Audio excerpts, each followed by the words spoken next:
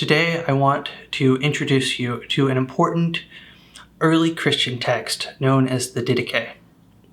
Composed most likely in the late 1st or early 2nd century, the Didache offers a unique glimpse into the beliefs, practices, and ethics of the early Christian community during the formative years of the faith. This ancient document reveals how the first followers of Jesus understood his teachings and worked to put them into practice through their worship, moral code, and community structures. The name Didache comes from the Greek word for teaching, reflecting the text's purpose to teach new believers how to live out their commitment to Christ. Through the Didache, we can look back to the origins of Christianity and gain insight into how the faith took shape in its earliest days. As we explore some of its key passages today, I hope you'll join me in appreciating both what is familiar and what is strikingly different about the religious landscape from which Christianity emerged. By examining the Didache, we can trace the living tradition of our faith back to its roots. The Didache served vital purposes for the early Christian community. First and foremost, it provided instruction and guidance for new believers seeking to live out their faith. Like a modern church catechism, it outlined core teachings on ethics, rituals, and shared living that defined what it meant to be a follower of Jesus Christ. This ensured clarity and unity in doctrine across different church communities. The Didache also offered a practical framework for Christian moral conduct, tackling issues like honesty, generosity, and sexuality. This ethical code displayed how faith was to inform one's daily actions and choices. Additionally, the text provides valuable glimpses into early Christian worship, including baptism, communion, and prayer. Through these liturgical instructions, we gain insights into how pivotal rituals were understood and enacted by the first generation of believers. The Didache placed great emphasis on cultivating community, calling Christians to support one another, care for the poor, and maintain unity. This reflected how vital communal ties were in the early church. The text may have also helped combat misleading teachings by presenting authoritative doctrines and practices. As one of the earliest known Christian documents outside the New Testament, the Didache offers a unique window into how Jesus' first followers interpreted his message to build up the faith. Finally, by studying the Didache, we can better grasp the cultural landscape of early Christianity. It reveals how Christians adapted within and responded to their social environment in the midst of profound religious and cultural shifts during the Roman era. Through this text, we see faith taking root and coming to life in new forms while remaining grounded in Jesus' original teaching. The Didache and Nicene Creed emerged in very different historical contexts, serving unique purposes for the Christian community. The Didache dates back to the late 1st or early 2nd century, one of the earliest known Christian texts outside the New Testament. It offers practical guide for converts on how to live out their newfound faith through moral conduct, ritual practices, and community life. The audience was everyday believers seeking to follow Christ's teachings in their daily lives. In contrast, the Nicene Creed arose out of 4th century theological debates that threatened to divide the church, formulated at the Councils of Nicaea and Constantinople. It outlines core Christian beliefs about the nature of God and Christ to establish universal doctrinal unity. The audience was church leaders looking to resolve complex theological controversies. While the Didache shows early Christians applying their faith, the Nicene Creed reflects early Christians defining their faith.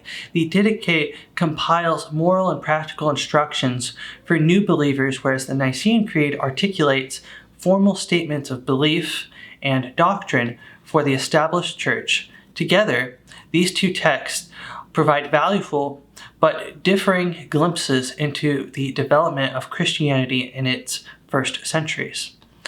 The Didache's origins have been traced back to the late 1st and 2nd century, but after its initial use, the text faded from memory for many centuries. It was rediscovered in 1873 by a Greek metropolitan in Istanbul, bringing the Didache back to light.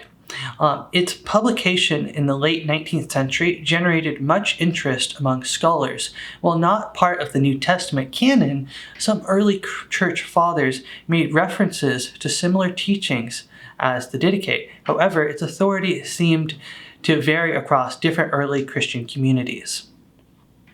In modern times, academic debate has surrounded the Didache's purpose, origins, and relationship to other texts.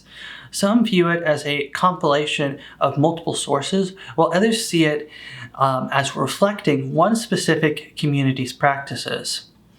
Regardless of these ongoing discussions, the Didache's invaluable historical insight remains. It provides a rare window into early Christianity, revealing how the first generations of believers applied Jesus' teachings on baptism, communion, ethics, prayer, and community life.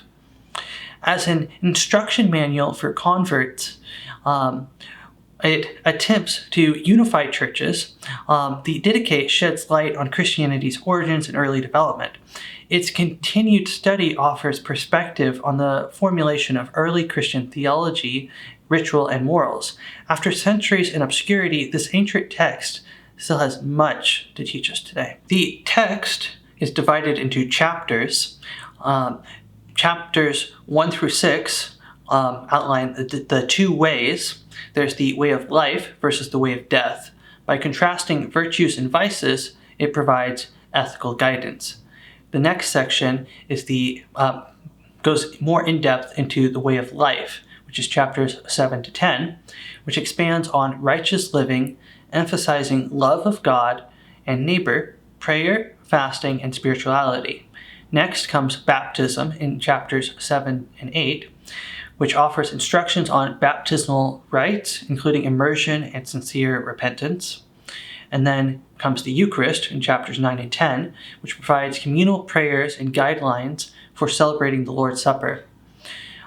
Then comes Christian community in chapters 11 to 13, and that addresses visiting teachers, prophets, and traveling Christians, emphasizing discernment and hospitality.